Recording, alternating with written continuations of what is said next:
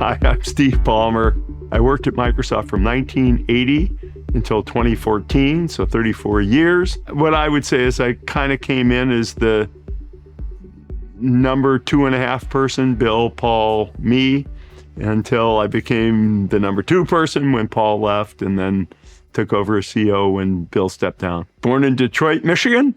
Grew up there till I was 8. My father was an immigrant from Switzerland, and he started kind of at the bottom.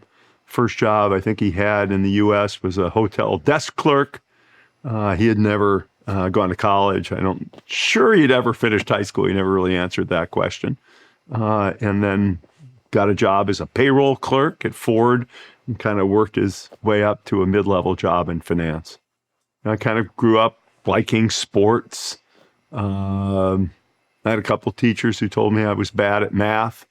That one teacher told me I was bad at math, which was very much, what should I say, a kick in the butt incentive for me because I'm actually very good in math. But it kind of got me going, pushed myself. Math kind of became my academic thing. I got a scholarship and went to a private high school, which was relatively all-consuming. Really enjoyed that. The thing that probably best captures it is a quote my dad used to use. If you're going to do a job, do a job. And if you're not going to do a job, don't do a job. This basically means if you're going to do something, dig in and really do it. And I would say that was a value that certainly registers most vividly, if you will, in my mind. I was very achievement motivated, and I did very well in high school and did very well at Harvard. I am not short on, what I would call academic skills, particularly kind of math and science. Sophomore year, we were living in the same pod. We were down the hall from each other at opposite ends. And there was a guy who was a friend of mine in the middle named Jeff Clark. And Jeff said to me, and he knew Bill, and he said to me, I think you guys would be good friends. You two should meet. I'll introduce you to this because you're both kind of crazy guys. And so Jeff introduced Bill and I. And it was a weird thing because, usually in your college, people don't say, well, I think you'd be good friends. Let me introduce you. But we got to know each other and got to be good friends. I think it was born out of kind of a combination of the fact that we both kind of liked mathy stuff, because you have to have a common interest, and we stimulated each other, got each other going in mostly good ways, although senior year in college, we were in a class together and neither one of us went to class, and we were both panicking before the exam, and we'd say, we're golden in this course. And then we'd say, we're effed in this course. We're golden, we're effed, we're golden. So yes, we could stimulate each other sometimes in agitated ways. But I think that was kind of the basis for our friendship. I had seen Bill the summer before I started at Stanford in business school. I had driven to Seattle, spent a little time because the company had moved by then. I'd seen him in Albuquerque a few years earlier, but the company had moved by then. And we were just kind of staying in touch. I go back down to Stanford and I get a call around, April. And Bill says, hey, how you doing? What are you up to?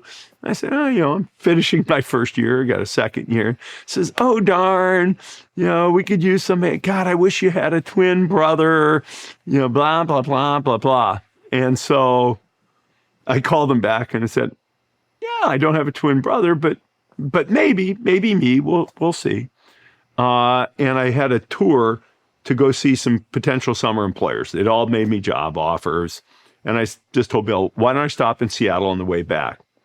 And people asked me at each stop, what do you think you're going to do? And I was talking, and there's this friend of mine who's got this small business in Seattle. And it was a small business at the time. But call it 25 people, whatever. And I wound up calling him back and saying, yeah, maybe I should be my own twin brother. I'll come join you. We had kind of a weird negotiation process on what my deal was going to be. I was dropping out of Stanford. I remember thinking, when I finally got the offer, it had two pieces. Do it have bonus yet? No, it had salary, and then it had a profit participation because the company wasn't a corporation yet.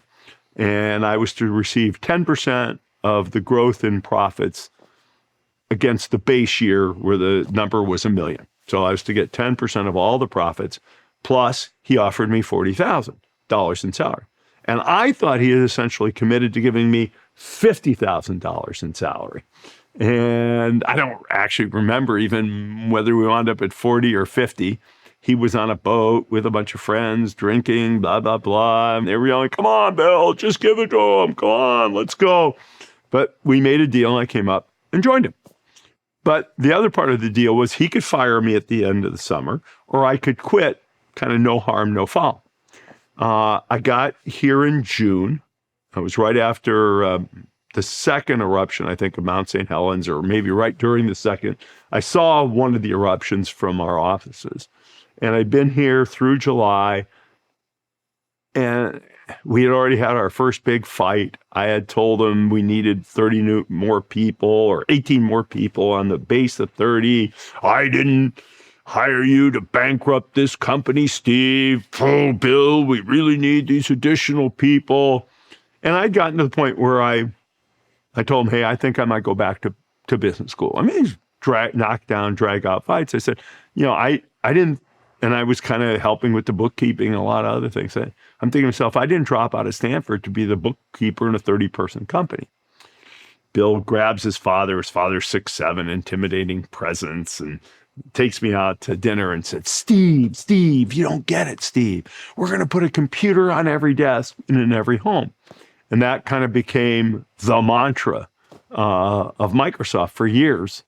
We kept investing for the future without depending on the revenue and profit of the future to fund things today, which is partly why the company kept so intensely, if you will, employee held, not just Bill, Paul, me, but also the stock options we spread, et cetera. We invested for the long term, but we lived within our means. So I get here 1980, and literally my office, the day I got there, Bill said, well, we don't really have a space for you, but you can take half of the couch in my office and that can be your office. So I worked off of a couch in Bill's office for the first few, I don't know, several weeks until I was able to free up some space. There was crap all over. We were packed in this it was kind of packed in this little space. For me, there were two big things. One is to set up basic infrastructure. We got the business incorporated. We actually have brought in somebody to do some HR, which really meant recruiting primarily. We hired a real bookkeeper. We did what I would call infrastructural work. We got in place our college recruiting program, which has basically been the source of a very high percentage of all the talent at the start of the company. And IBM came to see us about building a personal computer. And I was the account manager for IBM. So from my perspective, it was really turning us into a company and working on the IBM relationship that became kind of my focus. I interviewed and hired everybody, and I was in the thick of everything we were doing with IBM. So we put on suits to fly down there and meet them for the first time. They called and said, hey, we're going to come see you. We're going to make you sign an agreement that says you're not going to, anything you tell us, we can use. So don't tell us anything you don't want us to use, because you're going to sign that away. So, and we're going to tell you about something, and you can't tell anybody about what we're talking about. And, they told us they were going to build a PC. They were going to use the Intel 8080 processor, which was an 8-bit chip. And they wanted the operating system as well as all the programming tools, BASIC, Fortran, et cetera, from us. And we said, well, look, there's a small issue. We don't actually have an operating system. They thought we had, because we built a card that plugged into an Apple II that ran this thing called the CP/M operating system. So they thought we were the developers of CP/M. And we weren't. So Bill says, but I can call the guy whose company Digital Research makes CPM, and you can go visit with them. So they rehearsed the script because Bill can't say anything. He says, Gary, I'm going to send some folks down to see you. They're very important. This could be huge for the industry. Meet with them. They wound up, he and his wife were in the business. They wouldn't sign the non-disclosure agreement from IBM. We were desperate to still see this go through. And then Paul said, look, there's a small company here in Seattle called Seattle Computer Products. And they have an operating system that works like CPM, but it also runs on the 8086 microprocessor, which was a 16-bit processor. And Bill had already told IBM, don't put an 8-bit chip. See to the future. Put in a 16-bit processor. And so we told IBM like a week later, hey, we can do this operating system for you. Trust us. And a year later, the first IBM PC shipped. So that became the evolution, and then the launch of the PC and what it could become. We hired a president. We were brainstorming, how are we going to do this? And Bill said, well, there's this guy called John Shirley, who's the guy we sell to at Radio Shack. He'd be great. And Bill said, you go. You make him the offer. Now, John was going to be my boss, so there's a bit of irony in all of this. But I flew down, we hired John to be president, and John worked out great. With John in place, infrastructure in place, then I moved over to focus in on marketing. My one limited experience at Procter & Gamble had been in marketing. And by now, the company was really trying to grow. We decided to do applications. I remember I went to give a speech to the Windows team, and it was 15 people, something. And I'm saying, oh, it's going to be great. The product's going to ship on this schedule. And everybody just started smirking. And so I went, they said, it's never going to be done on that schedule. You're nuts. I wound up being the development manager, despite having no technical capabilities. But I had a good ability to listen and empower engineers. We finally got that thing shipped. We were supposed to ship it in 83, and we finally shipped it in 85. And if you will, so we had Windows 1.0, we shipped, I think, in November of 1985. So if you ask the big things from my perspective, IBM PC, start of Windows, really hiring up and being able to ramp up and hire real talent, primarily on the college campuses. We even hired one guy who we had to bring in on a visa from India. So we started our international recruiting. This guy was incredible. He had written Bill 90 letters before I got there, wanting a job with Microsoft. I don't know, 70, 80, 90. I might be being hyperbolic. Bill said, figure out what to do with him. And I figured out how we hired him, and he became, I think, the first engineer working on Windows, a guy named Rao Ramallah. So my first 5 years, in a nutshell, we had started working on Windows, and IBM had decided by then, by 85, that we had talked them into. We said, we got to do graphical user interface. We got to do graphical user interface. Let's do Windows. And they said, no, this has got to be a joint product if we're going to do more. And so we did a joint development agreement to build a next generation operating system after MS-DOS that had a graphical user interface. And then they wanted to build in, 3270 emulation and database as well. So we were working on this thing, OS2, and then it really got difficult because now you have their methodologies as a large company. We were not method free, but it's not like we were counting lines of code written. In IBM, the number of lines of code you wrote was like a good thing. And in our company, we didn't want you to write lines of code. We wanted to be very efficient. And there was a whole culture mismatch. And in 1990, IBM divorced us. We decided we were going to make Windows and DOS originally would only address 640K bytes of memory. And for the design of the PC, there were reasons why it was hard to break the 640K barrier. But the Intel 32-bit processor, the 386 came along. we'd already had a 286, but the 386 came along. One of our bright engineers, a guy named David Weiss, figured out how to break the 640K barrier with Windows, and that kind of broke the bank with IBM. My wife and I were out running along Lake Washington. I stopped to use the bathroom in the Woodmark Hotel. I saw the cover of the Wall Street Journal, and it basically said IBM had divorced us. So we must have shipped OS2 late 80s and been doing this marketing promotion. And the guy who was in charge of all that for IBM was a guy named Mike Maples. We hired Mike after working with him at IBM. They basically kind of declared war. We were petrified. We were going up against the bear now.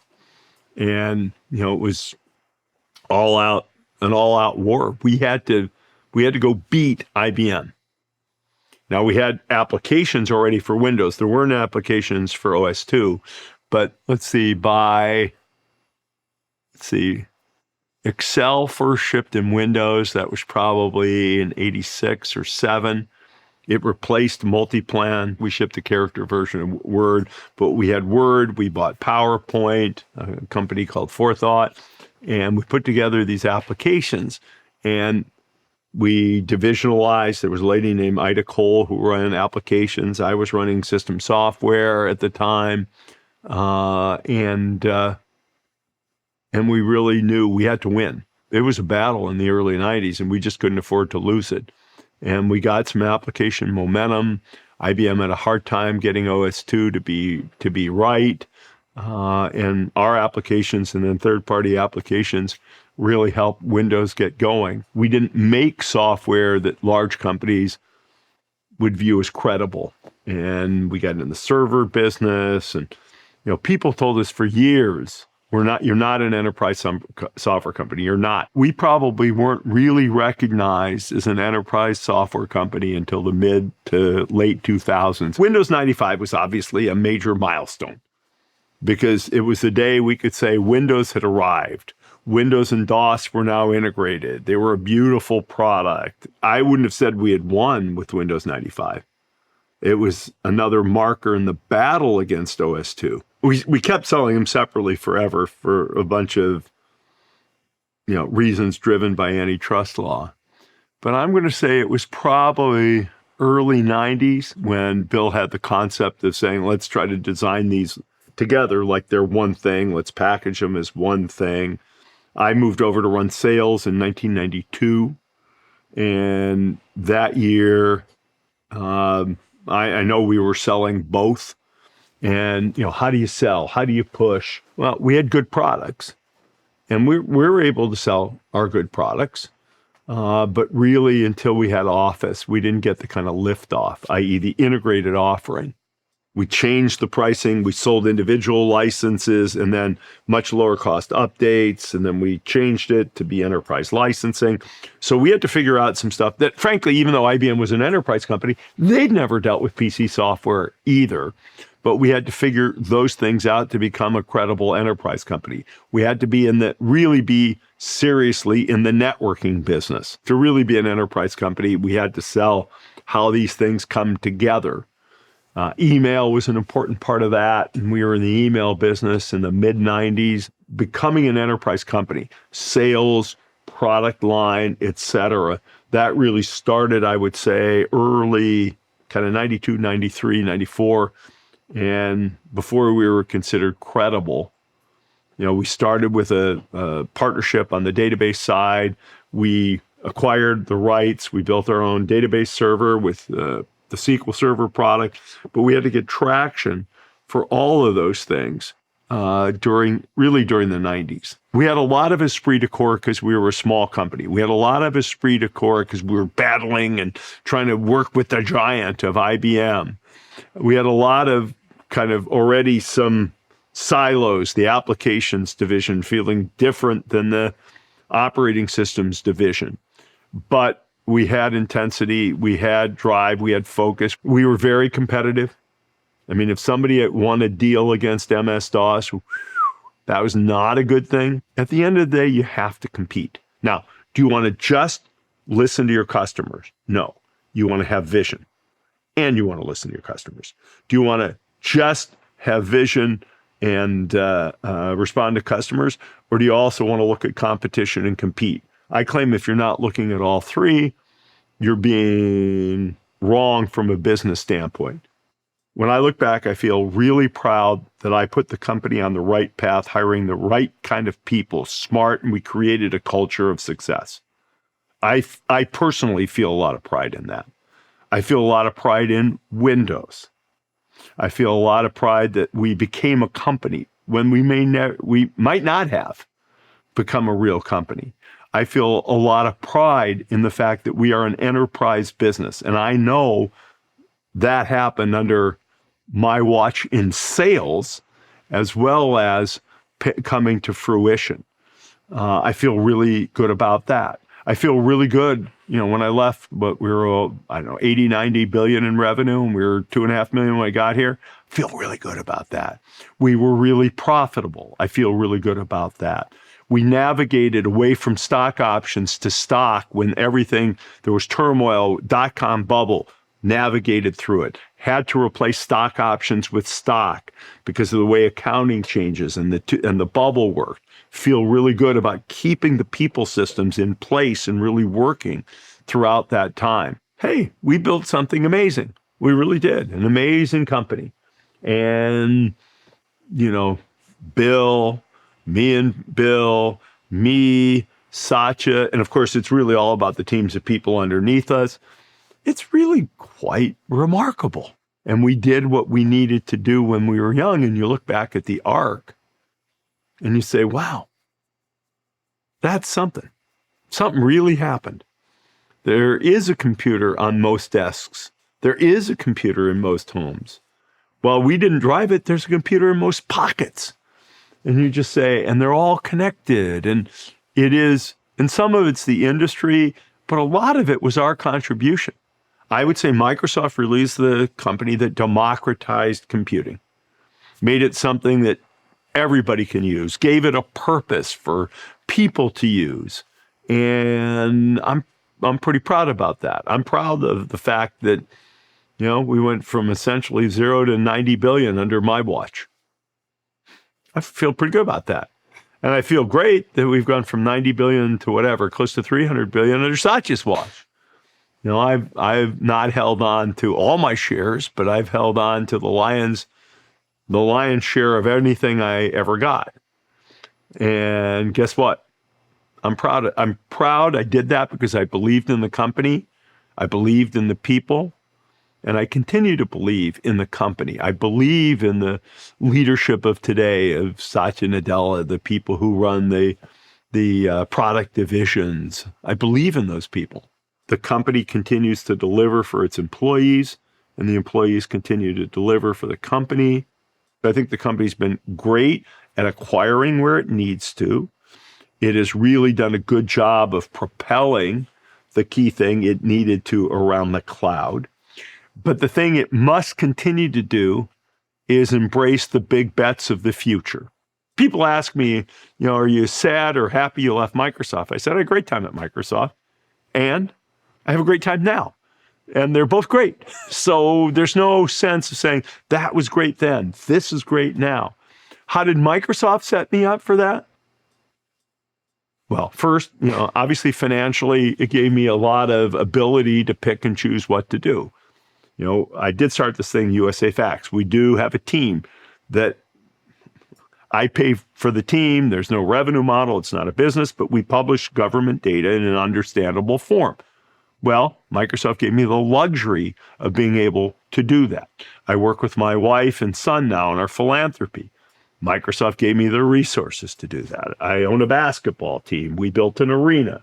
So in a go-forward sense, it gave me all that. It also gave me, though, skills in picking people. It also gave me sort of permission to think big. And a lot of people don't have permission to think big. But we sort of did early in Microsoft, and that's just a part of me. Think big. So people, culture, think big, have resources to think big. Those are some of the things I would say Microsoft gave me. I'd like to be identified as one of the 3 people who really built Microsoft into a real business. Bill, Paul, Steve. And that's how I feel about it. You know, Paul had some initial vision. Bill knew how to bring that really to life. I knew how to take it to another level. And it took, you know, the 3 of us. And it wasn't just the 3 of us, but I think the 3 of us really created something that is remarkable. And yeah, I'd like to be remembered as one of the couple or 3 folks, the 3 folks who really led that effort.